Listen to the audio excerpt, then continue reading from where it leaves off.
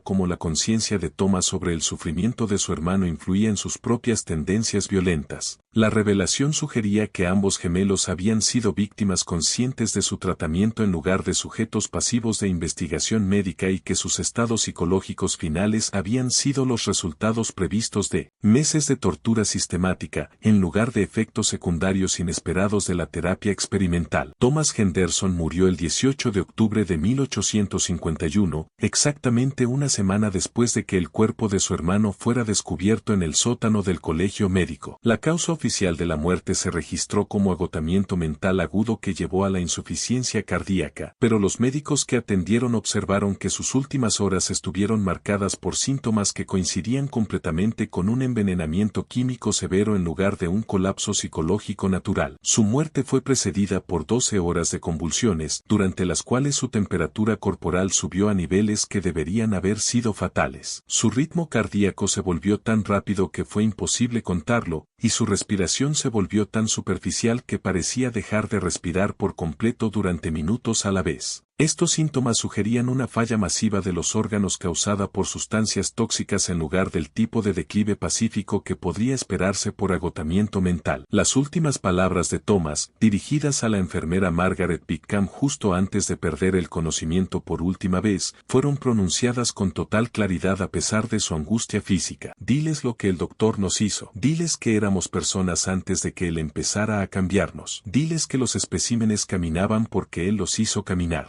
El doctor Cornelius Harwell desapareció de Richmond exactamente 72 horas después de la muerte de Thomas, dejando atrás solo una breve carta de renuncia, afirmando que había sido llamado por una emergencia familiar en Filadelfia que requería su atención inmediata. Cuando los funcionarios del colegio intentaron contactarlo para aclarar el caso de los Henderson y solicitar su asistencia con la investigación sobre las muertes de los gemelos, descubrieron que no se podía verificar ningún registro de sus supuestas credenciales en Filadelfia. La escuela de medicina que supuestamente lo había formado no tenía ningún registro de su asistencia. El hospital donde afirmaba haber realizado investigaciones previas nunca había oído hablar de él, y la emergencia familiar que citó como razón para irse resultó ser completamente ficticia. Aún más perturbador, las cartas de consulta enviadas a colegas en otras ciudades revelaron que varias instituciones habían experimentado desapariciones misteriosas similares de pacientes experimentales durante periodos en los que alguien con la descripción de Harwell había estado en su personal. Una búsqueda exhaustiva en la oficina y el laboratorio de Harwell reveló el verdadero alcance de sus actividades experimentales y confirmó los peores temores de todos los que sospechaban que sus métodos de tratamiento no eran prácticas médicas legítimas. Ocultas bajo tablas de piso sueltas, se encontraron notas detalladas que describían meses de manipulación química sistemática diseñada para transformar a los gemelos Henderson en lo que él llamaba ejemplos perfectos de extremos en el comportamiento humano. Las notas, escritas en múltiples sistemas de códigos que tomaron semanas para descifrar, revelaron que a Thomas se le habían dado combinaciones cuidadosamente calculadas de mercurio, compuestos de plomo, extracto de belladona y varios estimulantes experimentales diseñados para eliminar la empatía y el razonamiento moral, mientras se potenciaban los impulsos agresivos y los instintos depredadores. El objetivo había sido crear un ser humano capaz de violencia ilimitada sin restricciones psicológicas. El tratamiento de Timothy había involucrado sustancias igualmente peligrosas administradas en combinaciones destinadas a destruir el pensamiento independiente y crear completa dependencia psicológica de la autoridad externa. Se utilizó morfina, sedantes experimentales y compuestos que afectaban la formación de la memoria para reducirlo a un estado donde no podía funcionar sin la dirección constante de los demás. Lo más escalofriante de todo, las notas revelaron que los gemelos Henderson no habían sido los primeros sujetos métodos experimentales de Harwell. Las referencias a casos previos sugirieron que había estado llevando a cabo experimentos similares durante años, utilizando pacientes de varias instituciones médicas en todo el país. Los gemelos representaban su intento más ambicioso para demostrar que la personalidad humana podía ser completamente reconstruida mediante medios químicos, pero formaban parte de un patrón más grande de abuso sistemático que había sido disfrazado como investigación médica legítima. Las notas también contenían observaciones detalladas sobre los efectos psicológicos de obligar a gemelos idénticos a ser testigos del sufrimiento del otro, lo que sugería que Harwell había estado estudiando no solo las respuestas individuales a la manipulación química, sino también los lazos emocionales entre los miembros de la familia. Había arreglado deliberadamente para que Thomas y Timothy estuvieran al tanto del deterioro de la condición del otro, utilizando su mutua preocupación como una fuente adicional de trauma psicológico que potenciaría los efectos de sus tratamientos químicos. Los administradores del colegio se enfrentaron a una elección imposible que determinaría el futuro de la educación médica en Virginia y posiblemente en todo el sur. Podían exponer los crímenes de Harwell y proporcionar documentación completa de sus métodos experimentales, lo que resultaría en justicia para la familia Henderson, pero también podría destruir la confianza pública en las instituciones médicas y terminar con las carreras de los miembros del profesorado que no habían logrado prevenir el abuso. Alternativamente, podían enterrar la evidencia y esperar que tales horrores nunca se repitieran, protegiendo la reputación del Colegio Médico de Virginia y el establecimiento médico en general, mientras se aseguraban de que las víctimas de Harwell nunca recibieran justicia ni reconocimiento por su sufrimiento. Después de semanas de deliberación privada y consultas con líderes comunitarios influyentes, eligieron el silencio. Toda la documentación restante del caso Henderson fue sellada en los archivos del colegio con instrucciones de que no pudiera ser accedida sin el permiso por escrito de al menos 3 miembros senior del profesorado. La habitación del sótano donde se había descubierto el cuerpo de Timothy fue sellada permanentemente con registros oficiales que indicaban que los daños estructurales la hacían insegura para su uso continuo. Los miembros del personal que habían sido testigos de aspectos de los experimentos de Harwell tuvieron que firmar acuerdos legales prometiendo nunca discutir lo que habían observado, y la violación de estos acuerdos sería castigada con la terminación inmediata y el enjuiciamiento penal por incumplimiento de confidencialidad. Varios miembros del personal, incluida la enfermera Margaret Pickham, eligieron dejar el colegio médico por completo en lugar de guardar silencio sobre lo que habían presenciado. A Jeremiah Henderson se le proporcionó una versión cuidadosamente depurada de los hechos que presentaba a sus hijos como víctimas de una rara condición hereditaria que causaba un rápido deterioro mental seguido de la muerte. Se le dijo que el colegio médico había hecho todo lo posible para tratar su condición, pero que su enfermedad estaba demasiado avanzada para que incluso los tratamientos más sofisticados pudieran salvarlos. Intervenciones médicas para ser efectivas. Los cuerpos de Thomas y Timothy fueron devueltos a la plantación Henderson, donde fueron enterrados en el cementerio familiar con elaboradas lápidas que decían: amados hijos, tomados demasiado pronto por la voluntad de Dios. Jeremiah nunca supo las verdaderas circunstancias de sus muertes, aunque notó que varios objetos faltaban en sus efectos personales cuando sus pertenencias fueron devueltas a la familia. Pero el silencio impuesto por el colegio médico no pudo contener por completo el horror de lo que había sucedido en las habitaciones 312 y 314 del edificio egipcio. La enfermera Margaret Pickham, a pesar de su acuerdo de confidencialidad firmado, le contó a su hermana sobre los experimentos antes de dejar Richmond permanentemente para trabajar en un hospital. En Baltimore, el doctor Edmond Carver, preocupado por su fracaso al no intervenir de manera más agresiva cuando sospechó por primera vez que los métodos de Harwell eran poco éticos, hizo referencias codificadas al caso en sus diarios personales, que fueron descubiertos años después de su muerte. Los trabajadores de mantenimiento que ayudaron a limpiar la oficina y los espacios de laboratorio de Harwell susurraban entre sí sobre el equipo perturbador y los suministros químicos que habían encontrado allí. Los guardias que habían sido encargados de restringir a Thomas durante sus episodios violentos contaron a sus familias sobre la fuerza inhumana que él había mostrado y las cosas aterradoras que había dicho sobre lo que se le estaba haciendo a él y a su hermano. Con el paso de los años, estos susurros ocasionalmente salían a la superficie en círculos médicos en toda Virginia y los estados vecinos, siempre rápidamente reprimidos, pero nunca completamente olvidados. El caso de los gemelos Henderson se convirtió en una historia de advertencia que se compartía en privado entre los médicos preocupados por los límites éticos de la investigación médica. Un recordatorio de lo que podría suceder cuando la ambición científica no se moderaba con restricciones morales y supervisión profesional. La historia adquirió capas adicionales de complejidad a medida que antiguos estudiantes de medicina y miembros del profesorado compartían fragmentos de información con colegas en otras instituciones. Cada relato añadía nuevos detalles o enfatizaba diferentes aspectos del caso, hasta que se hizo difícil separar los hechos verificados de la especulación y la leyenda. Algunas versiones se centraban en los métodos experimentales de Harwell, otras en el deterioro psicológico de los gemelos y otras más en la encubierta institucional que había impedido la adecuada investigación de los crímenes. Para la década de 1880, el caso se había convertido en parte de la historia oral informal de la educación médica estadounidense, referenciado en conversaciones privadas siempre que los médicos discutían la importancia de la supervisión ética y los posibles peligros de la experimentación humana no regulada. Las escuelas de medicina comenzaron a desarrollar protocolos más estrictos para aprobar investigaciones que involucraran sujetos humanos, aunque estos cambios se implementaron discretamente sin hacer referencia explícita al caso de los Henderson. Hoy, más de 170 años después de que Thomas y Timothy Henderson murieran en el edificio egipcio, el Colegio Médico de Virginia sigue operando como parte del campus médico de la Universidad Estatal de Virginia. El edificio donde sufrieron y murieron sigue albergando educación médica, aunque los cuartos del tercer piso donde pasaron sus últimos meses han sido convertidos en espacio de almacenamiento al que pocas personas están autorizadas a acceder. Los registros oficiales del caso Henderson siguen sellados en los archivos de la universidad, accesibles solo para investigadores que puedan demostrar propósitos académicos legítimos y que acepten estrictas limitaciones sobre cómo puede usarse o compartirse cualquier información que descubran. Los pocos académicos que han tenido acceso informan que muchos documentos cruciales parecen haber sido retirados o destruidos, dejando solo fragmentos que plantean más preguntas que respuestas. La sala del sótano donde se descubrió el cuerpo de Timothy nunca ha sido reabierta, a pesar de los numerosos proyectos de renovación que han actualizado otras partes del edificio. Los trabajadores de construcción que han trabajado en áreas adyacentes informan extraños ruidos provenientes de esa sección sellada, ruidos metálicos que suenan como instrumentos quirúrgicos siendo preparados, voces amortiguadas que pueden provenir de los antiguos sistemas de ventilación, y ocasionalmente lo que suena como sollozos o risas resonando a través de las paredes. Los guardias de seguridad que trabajan en los turnos nocturnos en el edificio egipcio han informado de incidentes inusuales de los cuales se les ha indicado no hablar con nadie fuera de la administración de la universidad. Puertas que se encuentran desbloqueadas a pesar de haber sido aseguradas la noche anterior. Luces que se encienden y apagan en patrones que no corresponden a ningún sistema eléctrico y fluctuaciones de temperatura en áreas específicas que no pueden ser explicadas por los sistemas de calefacción y refrigeración del edificio. Lo más perturbador de todo son los informes de estudiantes de medicina y miembros del profesorado que afirman haber visto figuras en los pasillos del tercer piso durante las sesiones nocturnas de estudio. Dos hombres idénticos con ropa del siglo XIX que aparecen brevemente en la visión periférica pero desaparecen cuando se observan directamente. Estas apariciones siempre se desestiman como alucinaciones relacionadas con el estrés, causadas por la exigente naturaleza de la educación médica, pero ocurren con suficiente frecuencia como para que muchas personas ahora eviten trabajar solas en el edificio después de anochecer. La plantación de la familia Henderson aún existe, aunque ha cambiado de propietario varias veces desde la muerte de Jeremiah en 1867. Los propietarios actuales, que operan como un sitio de turismo histórico, desconocen la conexión entre su propiedad y el caso del colegio médico. El cementerio familiar donde están enterrados Thomas y Timothy se ha cubierto de Virginia creepe y madreselva salvaje, y sus elaboradas lápidas apenas son visibles a través de la vegetación. Los historiadores locales han intentado investigar la historia de la familia Henderson, pero siempre encuentran obstáculos que sugieren que aún hay alguien trabajando para evitar que cierta información se haga pública. Los registros genealógicos que deberían existir están ausentes de los archivos del tribunal, los archivos de periódicos de la década de 1850 están incompletos de maneras que parecen sospechosas, y los documentos familiares que podrían arrojar luz sobre el caso parecen haber sido sistemáticamente retirados de bibliotecas y sociedades históricas. La investigadora más persistente, la doctora Sarah Collins de la Sociedad Histórica de Virginia, pasó 15 años intentando reunir la historia completa de los gemelos Henderson antes de abandonar su trabajo en 2018. En su informe final, observó que el nivel de eliminación sistemática de evidencia sugiere la participación institucional que ha continuado durante generaciones, lo que implica que lo que le sucedió a Thomas y Timothy Henderson fue lo suficientemente significativo como para que personas poderosas todavía consideren que vale la pena ocultarlo. ¿Qué opinas de esta historia? ¿Crees que tales experimentos realmente pudieron haber ocurrido en 1851 cuando la regulación médica era mínima y las protecciones de los derechos humanos prácticamente inexistentes? Las técnicas que el Dr. Harwell supuestamente usó eran teóricamente posibles con los conocimientos químicos disponibles en el siglo XIX y el encubrimiento institucional refleja patrones que sabemos que ocurrieron en otros casos históricos de abuso médico. Deja tu comentario abajo sobre si crees que los gemelos Henderson fueron verdaderas víctimas de experimentación médica o si esto representa el tipo de historia de horror que crece a partir de los temores legítimos sobre la investigación científica no regulada. ¿Crees que la evidencia de tales casos podría seguir oculta en archivos médicos en todo el país, esperando ser descubierta por investigadores valientes que se atrevan a hacer las preguntas correctas? Si encontraste esta investigación tan perturbadora y fascinante como nosotros, suscríbete a nuestro canal para no perderte nuestras investigaciones sobre los secretos más oscuros de la historia de Estados Unidos. Pulsa la campanita de notificaciones para saber inmediatamente cuando publiquemos contenido nuevo y comparte este video con alguien que aprecie los misterios que te hacen cuestionar lo que realmente sucedió en nuestro pasado. La verdad sobre la experimentación humana en la historia médica estadounidense siempre ha sido más aterradora que la ficción, y a veces las historias más aterradoras son las que las instituciones se niegan a reconocer que alguna vez sucedieron. Recuerda, la frontera entre los hechos históricos y la ficción histórica puede ser sorprendentemente delgada, especialmente cuando instituciones poderosas tienen razones para mantener ciertas verdades enterradas. Los gemelos Henderson pueden haberse ido, pero su historia sirve como recordatorio de que el precio del progreso científico a veces ha sido pagado por personas que nunca consintieron convertirse en parte de los experimentos más oscuros de la historia.